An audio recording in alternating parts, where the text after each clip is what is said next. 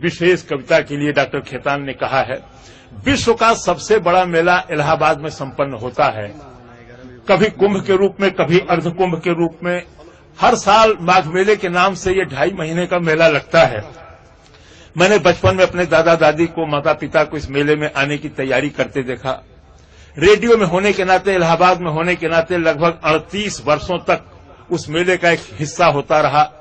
सन 89 के कुंभ में कविता लिखी गई थी। क्योंकि अमावस्या के स्नान पर्व पर सर्वाधिक भीड़ होती है, इसलिए इसका नाम ही मैंने अमावस्या का मेला रखा।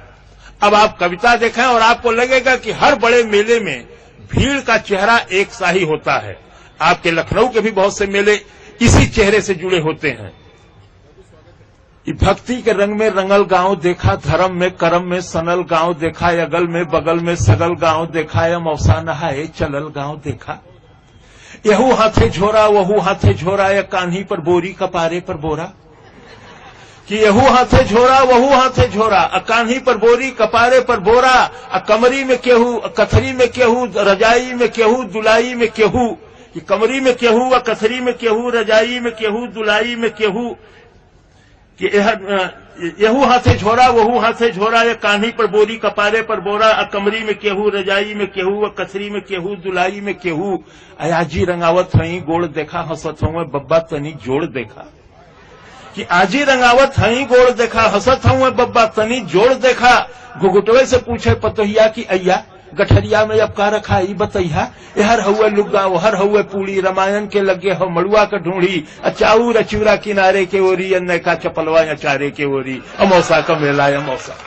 इस गठरी और इस व्यवस्था के साथ गांव का आदमी जब गांव के बाहर रेलवे स्टेशन पर आता है तब क्या स्थिति होती है।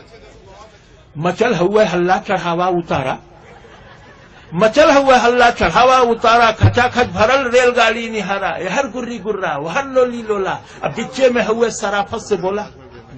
कि हर गुर्री गुर्रा वहर लोली लोला, अब बिच्चे में हुए सराफत से बोला। चपायल है केहू दबायल है केहू, घंटन से ऊपर टंगायल है केहू।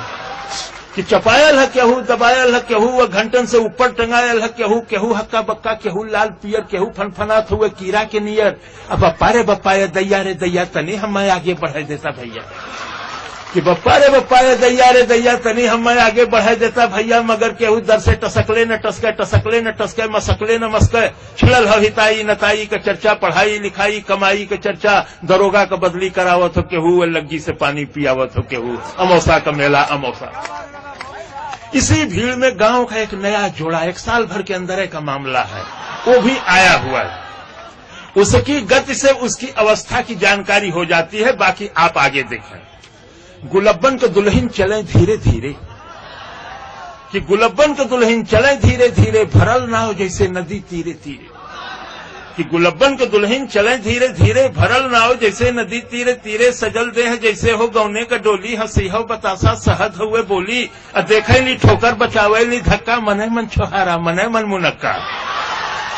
कि देखे ली ठोकर बचावे ली धक्का, मने मन छोहारा मने मन मुनक्का। फुटहरा नियर मुस्किया मुस्किया के निहारे ली मेला, सिहा के चिहा के सबे देवी देवता मनावत चले ली। नरियर पर नरियर चढ़ावत चले ली। किनारे से देखें इशारे से बोले, कहीं कहीं गांठ जोड़े कहीं गांठ खोले। बड़े मन से मंदिर में दर्शन करे ली, दूसरे से शिव जी का अर्घा भरे ली। चढ़ावे चढ़ावा या गोठन शिवाला, छुअल चाहे पिंडी लटक नहीं जाला। अमौसा का मेला अमौसा। इसी भीड़ में गांव की 2 लड़कियां शादी वादी हो जाती है, बाल बच्चेदार हो जाती है, लगभग 10-12 वर्षों के बाद मिलती हैं। वो आपस में क्या बतियाती है। यही में चंपा चमेली भेटैली। कि यही में चंपा चमेली भेटैली, या बचपन के दोनों सहेली भेटैली। ई आपन सुनावे वो आपन सुनावे, दोनों आपन गहना गदेला गिनावे। कि ई आपन सुनावे वो आपन सुनावे, दोनों आपन गहना गदेला गिनावे। अशोका बनौलू अशोका गढ़ौलू, तू जीजा का फोटो नहीं अब तक पठौलू। कि अशोका बनौलू अशोका गढ़ौलू, तू जीजा का फोटो न अब तक पठौलू। न ई उन्हें रोके न ऊ उन्हें टोके, दोनों अपने दुल्हा का तारीफ झोंके। कि न ई उन्हें रोके न ऊ उन्हें टोके, दोनों अपने दुल्हा का तारीफ झोंके। हमें अपने सासू का पुतरी तू जाना है, हमें ससुर जी का पगड़ी तू जाना। शहरियों में पक्की देहतियों में पक्की, चलत हुए टेम्पो चलत हुए चक्की। मने मन जरा गले लगनी दोनों, भयल तू मैं लड़े लगनी दोनों। मने मन जरे गले लगनी दोनों भयल तो मैं लड़े लगनी दोनों असाधु छोड़ा मैं सिपाही छोड़ा मैं हलवाई जैसे कराही छोड़ा मैं अमौसा का मेला या मौसा का। कभी कभी बड़ी बड़ी दुर्घटनाएं हो जाती हैं। 2-3 घटनाओं में मैं खुद शामिल रहा, चाहे हरिद्वार का कुंभ हो चाहे नासिक का कुंभ रहा हो। सन 54 के कुंभ में इलाहाबाद में ही कई हजार लोग मरे। मैंने बड़ी छोटी छोटी घटनाओं को पकड़ा जहां जिंदगी है, मौत नहीं है, हंसी है, दुख नहीं है। कि केहू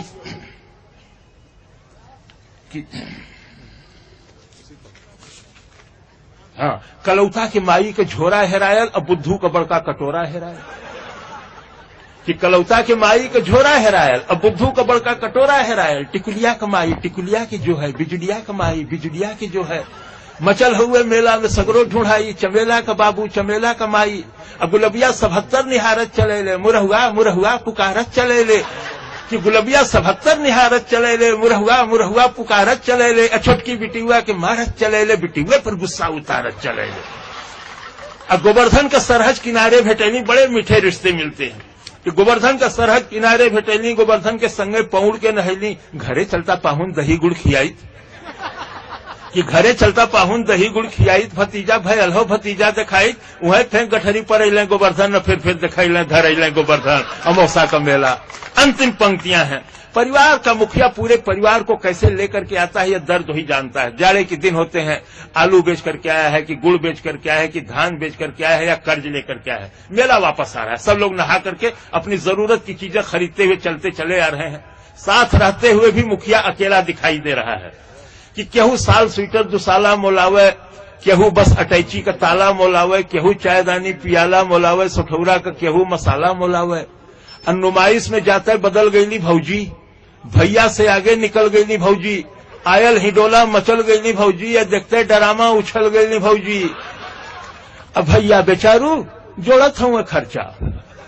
कि भैया बेचारू जोड़त हूँ खर्चा, भूलैले न भूले पकौड़ी का मरचा। अब बिहाने कचहरी कचहरी का चिंता, बहनिया का गौना मसहरी का चिंता।